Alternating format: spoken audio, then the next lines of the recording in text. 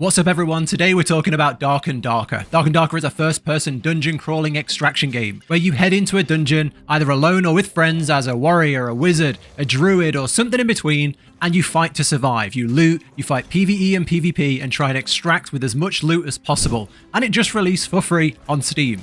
However, there is a catch. This free version of the game gives you limited access to certain features that then requires you to pay $30 to upgrade to a full version. And that, combined with other issues, has led to mixed reviews on Steam.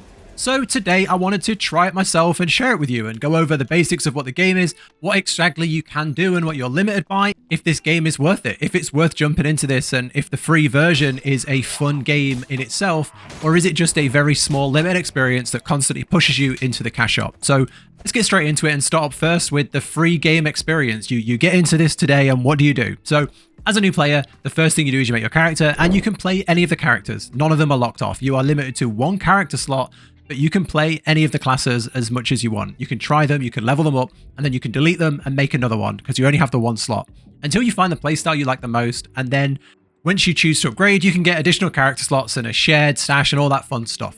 And then once you get in, there's not really any restrictions to the gameplay. The basics of the game is you load into a map with other players, you fight against monsters, you fight against those other players, and you try and loot as much as possible, get to an exit point and extract with as many items as possible. Once you've extracted, you sell those items, you slowly improve your character, you can take on quests, and then you go back in stronger.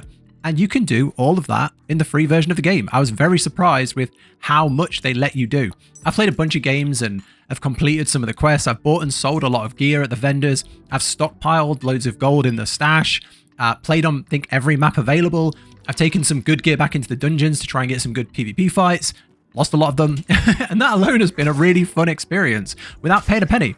I'm new to this game and it's been really fun going into the goblin caves and getting like destroyed by spiders as a new player, finding your first rare item and getting it out, and you know, the thrill of getting out a cool blue item was really fun. Building up your gold stash for the first time, genuinely a really good experience that didn't cost anything. So that cycle alone is good. And I will say, if the game launched like this, where there was no upgraded version, if this was the only thing in the game, you go in, you fight, you extract, you upgrade your gear, you do quests, if that was it, this is a good game. That alone, it has been really fun. The only thing that's annoying me is the one character slot, because I really want to make a ranger, I really want to make a wizard and a warlock.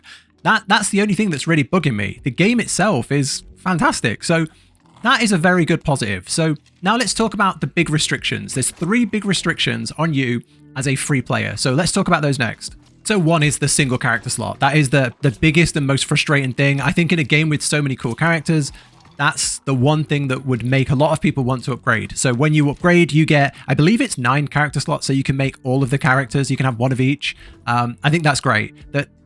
I've tried a few, like I made one, deleted it, made one, deleted it. And the difference between a wizard and a fighter is huge. The difference between like a druid and a ranger is huge. So you get so much more of the game by playing as different classes and by leveling them.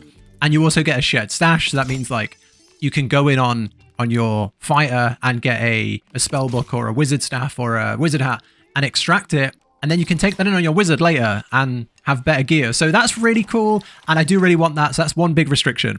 Number 2 is that you can't trade with other players. There's like an in-game trading room in the main menu where you can trade with other players, like a trading guild kind of thing. And if you're looking for really juicy gear, or say you're a wizard and you find a really good like rare axe and you don't want to use that, you can trade that for big gold to other players, but you know, you can't do that on a free account. So that's another restriction. It's kind of like playing like solo self-found on like an ARPG, you know, you can't trade with other players and you only have to find your own stuff. So that's the second big restriction.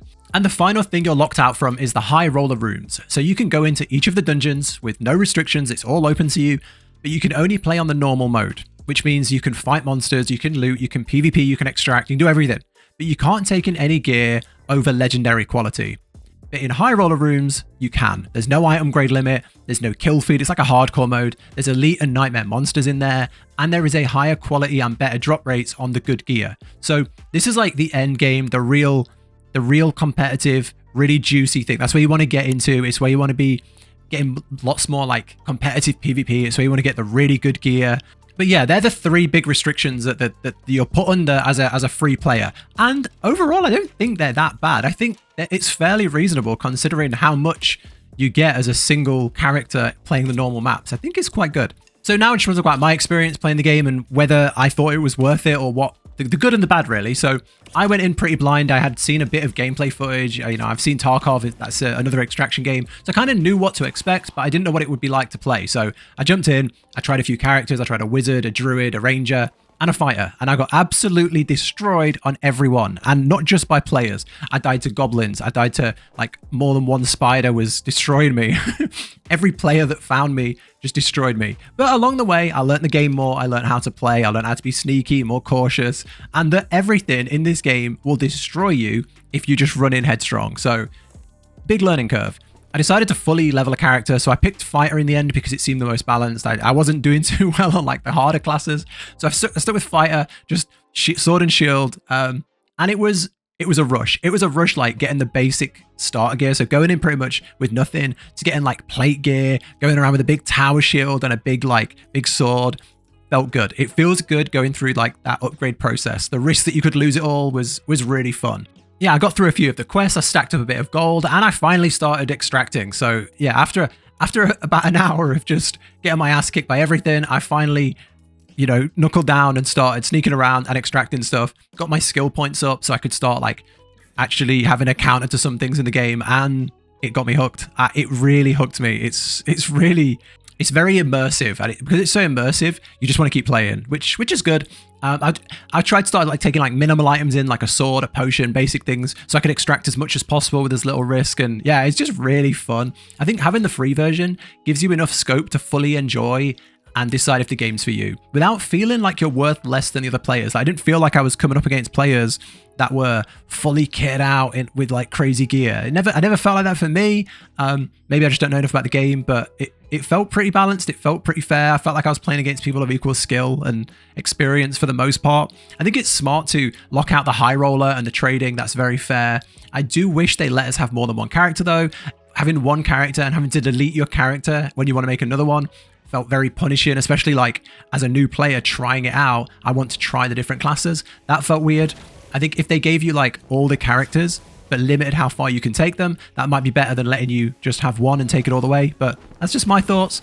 Overall, let's just talk about, is it good? Is Dark and Darker on Steam for free worth getting into? And I would say yes, 100%. You can get this for free and play so many games over and over again, learn different classes, level up, get stronger, stack up a ton of gold, complete all your loads of the quests, PvE and PvP across the different maps. There is a ridiculous amount of content in this game without having to even look at upgrading your account. And then if you like it, you can pay the $30 or £25, whatever it is, for more content. The only downside that kind of hindered my experience would be the limited characters. I didn't like that. Losing, like if you want to switch from, say you get a druid to like level 15, you unlock a few of the skills, you get a bit of gold, you got a few items, and then you want to try the ranger, you have to delete your character, which also deletes your stash. And then you have to make the next character. That felt really punishing, to be honest. And I would change that. You know, I would recommend them change that because that didn't feel good. I think it'd be good if they let you switch and try characters with a shared like starter stash, like one tab of the stash, which is saved between characters, so you can just like have fun as you're essentially trialing the game. Let us trial the game and trial the classes, but that's like the only negative I can really think of in this whole experience. Overall, if you're tempted to try Dark and Darker, this is an incredible way to try the game with no downsides. There's no downside to trying it for free. You're not giving anything up, just your time. But yeah, this game's not for everyone. This is a hardcore, full loot extraction game where you're gonna get attacked by other players in every single match. You're gonna get attacked in really uncomfortable situations. You're gonna step on a spike trap and lose all your stuff. You're gonna walk into a room and get jumped on by spiders and goblins and lose all your stuff. It's a hardcore full loot experience, and if you like that, this is incredible. If you like games like Bannerlord, Mordhau, I don't know, Mortal Online 2, even if you like full loot games like Ultima Online, that kind of thing, this is good. This really scratches that itch. I've had friends talk about it in the past, but I was waiting for it to hit Steam, and yeah, hitting it with the free version, wow, really, really good. It's hooked me. I'll definitely be upgrading to the full edition. This is an incredible game. I can't say enough positive things, really. There's not really, I don't understand all the negativity. Maybe there was some problem in how it was put across in marketing, or maybe it wasn't clear on the Steam page, but what you actually get when you get in is very fair. Very, very fair. So surprisingly good for what it is. But that's it from me. If you've tried it or you're thinking of trying it, or there's something else I don't know about, maybe something's changed, or maybe there was it was announced a different way than what it's come across, do let me know in the comments. But yeah, that's it from me. Overall, a surprisingly fun, free experience. But yeah, take care, everyone. Hope you enjoy the game, and I'll catch you in the next one.